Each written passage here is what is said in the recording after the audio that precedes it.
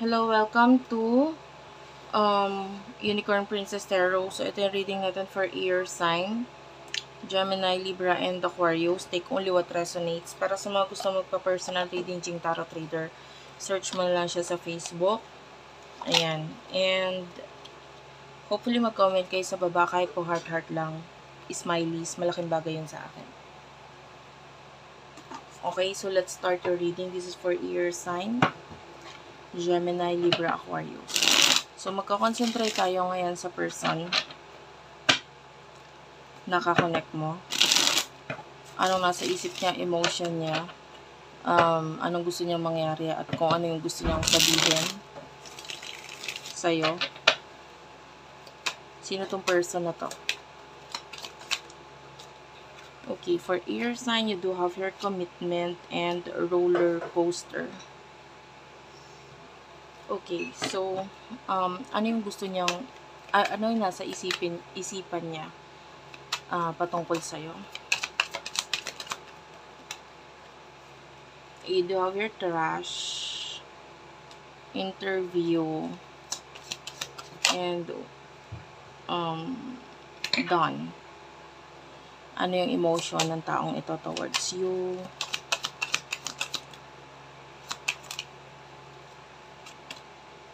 Drastic, anxiety, and intervention. And ano yung gusto niyang mangyari?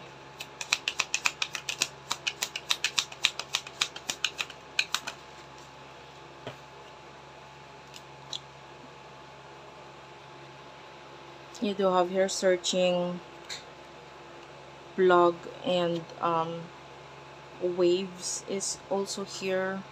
Bottom of the deck is happiness. And ano yung gusto niyang sabihin sa'yo? Ay, later ko na pala kukunin yung messages tungkol doon. Anyway, you could be dealing with a person na may paulit-ulit na, let's say, drama sa inyong dalawa.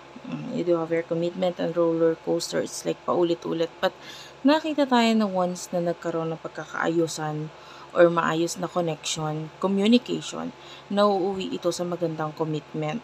Kaya lang, pwedeng paulit-ulit na may pangyayari sa inyong connection wherein pwedeng nagkakaroon ng disconnection or pwedeng hindi kinakaya, pwedeng ganon, yung connection between the two of you. Some of you, this is very intense. Okay?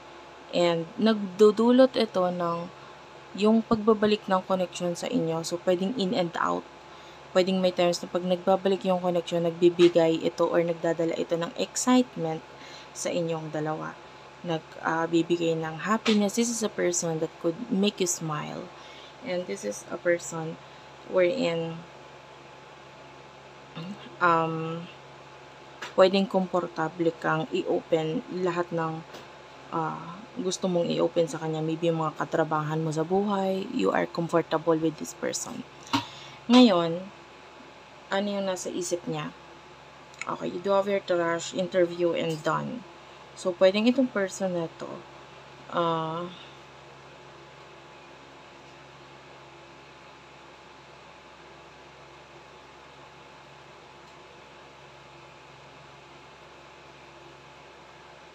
I feel like this person wants to, yung nasa isip niya is about sa someone or something na pwedeng gusto mong tanggalin or gusto niyang mawala sa buhay mo or vice versa. Maybe this is a person na parang gusto niyang mawala sa buhay niya or a situation na parang hindi na masyadong nag-work out para sa kanya.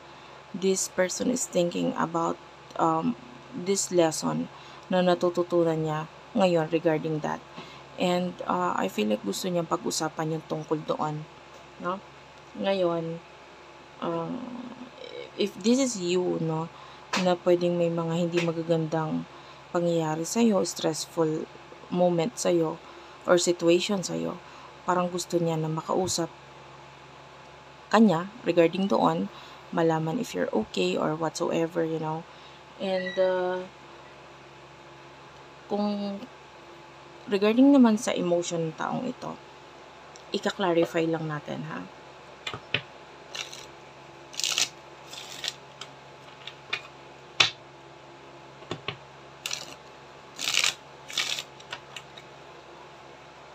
Gamitin ko ito as the clarifier for your cards. What's with the drastic? Drastic is clarified by twin flame. You could be dealing with your twin flame. So, yung emotion niya sa'yo during this pagka-cut off or separation sa inyong dalawa, maaaring nakapagpa-realize sa kanya ng real emotions niya, which is we do have your kisses, no? Para yun doon sa mga ang kakonect mo is twin flame and maybe may separation sa inyong dalawa. There's some kind of it's like a solid connection. Kaya lang may mga nagiging dahilan kung bakit parang kailangan yung i-cut off ang isa't isa.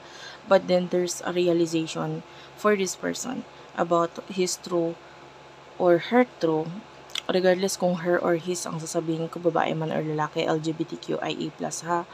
So regardless doon. Anyway, dahil sa pagka-cut off or separation na ito, na-realize niya kung ano talaga ang emotions niya para sa'yo, which is, you do have your unconditional love. Now, clarify the anxiety. Yeah, this separation sa inyo ay nagbibigay sa kanya ng anxiety, depression. This person is thinking about you. This person is nalulungkot siya, nasasaktan siya kasi parang hindi siya sure sa future about sa inyong dalawa.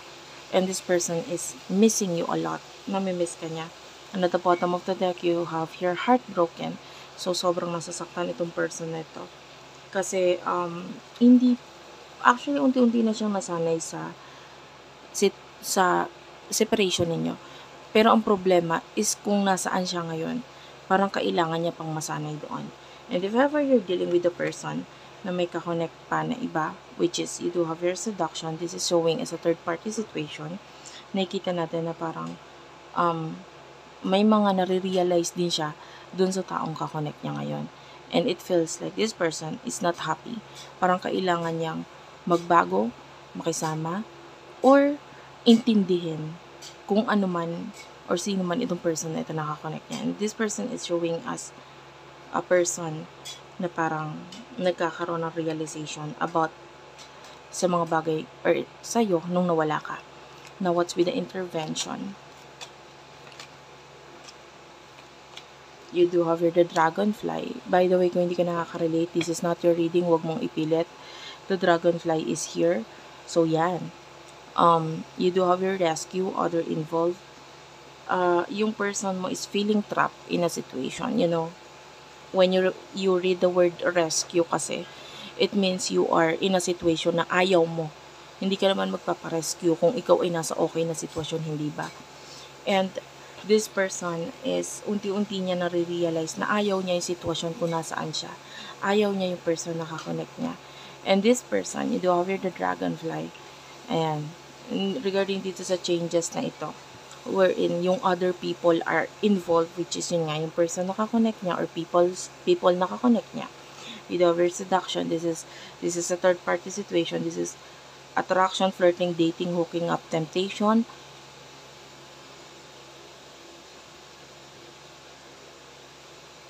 Okay, sorry about that. Third-party interference. So, ito ay, yung iba, this could be a permanent separation or nagdudulot ito ng parang dahilan para ikaw ay umiwas or magalit or siya ito na umiwas sa'yo. Dahil this person is kailangan niya mag-set ng boundaries or ikaw ito na naglalagay ng boundaries sa inyong dalawa. And of course, this person realize niya, ayaw niya pala ng sitwasyon niya. And hindi niya alam kung anong gagawin. Ngayon, let's talk about the future here. The future, you do have your searching and plug.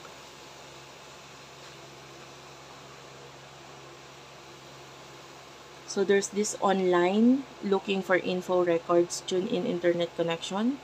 I feel like this person will be ang gusto niya mangyari is magkaroon ng connection sa inyo kahit sa online, and this person would like to know more about you through your social media, and nakakita tayo ng pag-i-spy maybe through your friends, or kung halimbawa hindi ka naman nagpo-post, might be yung mga taong malalapit sa'yo. So, nakakita tayo ng pag-i-spy at gusto niyang malaman kung kamusta ka na ba, kung ano na ba nangyayari sa'yo, at kung ano na bang balita sa'yo. Kasi might be, pagdating sa ikaw mismo, maybe wala siyang masyadong idea or wala siyang balita. So, you do have your waves, and clarify the waves, please. The waves is clarified by date.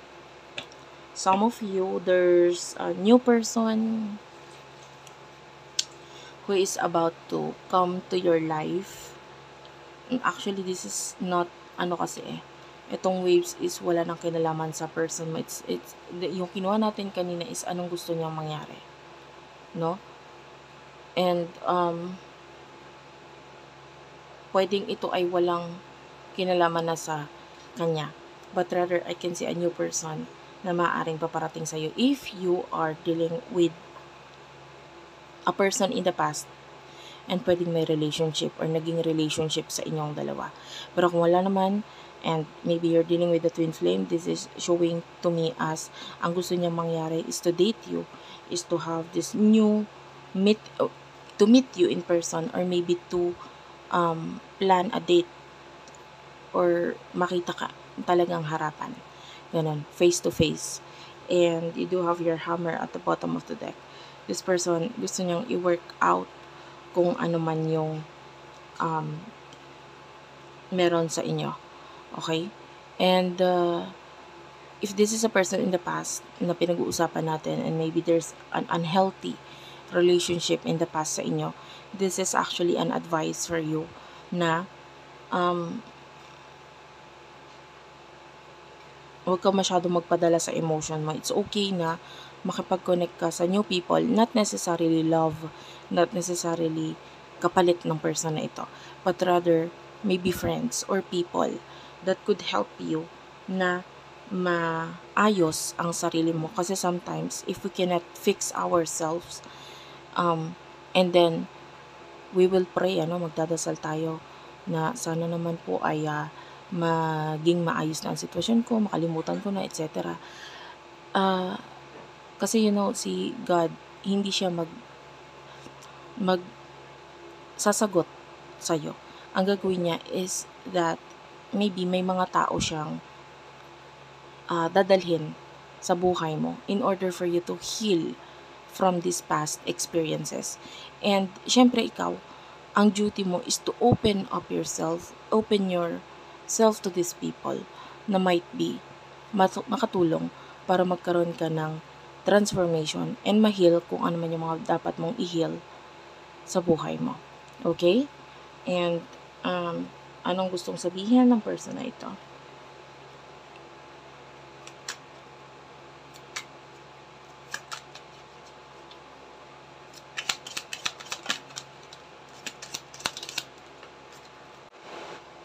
Okay, sorry about that. Naputol yung ating video.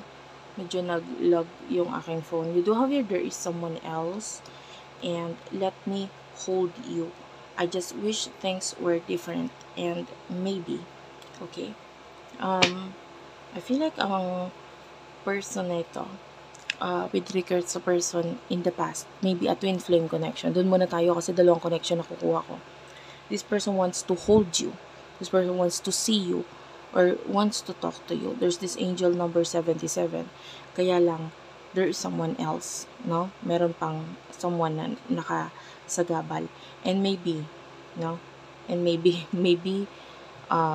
magkaroon ng pagbabago, or maybe, pag nagkaroon na ng pagbabago, maaaring saka lang, pwedeng mangyari yung mga nasa isipan niya.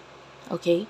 And if you're dealing with the person in the past, let me which is, this could be an ex or or yeah, maybe an ex kind of energy. Tell me about this. You do have here, I worry about us a lot. I want to start a family with you, sex with you, love me. Okay. This person wants to have another chance. Pero, ganun pa rin mataas pa rin ang ego. Love me. This person wants you to love him or her. Even obsessed. No, gusto niya ma-obsess ka sa kanya. Isipin mo siya or what. And I worry about us a lot. It is with regards to the family, no? And maaaring may pag-aalala siya with regards sa family mo or sa family niya, or if you are both married in the past, maybe sa family ninyo dalawa. And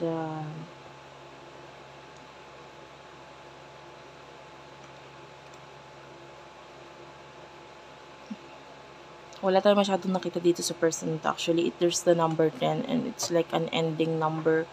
You know what I mean? You do have your listen to your heart. Alam mo kung dapat mo pa bang i-accept itong taong ito just in case na siya ay hihingi ng chance or what. You do have your, I think we should slow down, which is the answer for you is, of course, kailangan huwag ka magdesisyon agad-agad according sa kung ano yung sitwasyon. But rather think or magdesisyon ka regarding sa nasa isip mo or nasa emosyon mo. Okay? Huwag dahil sa sinabi ng ibang tao, dahil maybe yung ibang tao hindi nila alam ito lang ang sitwasyon ninyo. Okay? Especially if there are children that are involved in this connection, pwedeng ang sabihin ng iba, hindi i-consider mo yung children. You know, kasi there's this number 6 and it is showing to me as 6 of cups. And I remember, meron akong isang tarot deck or tarot card wherein yung 6 of cups nga involves children. And so, the energy here is be more selfish.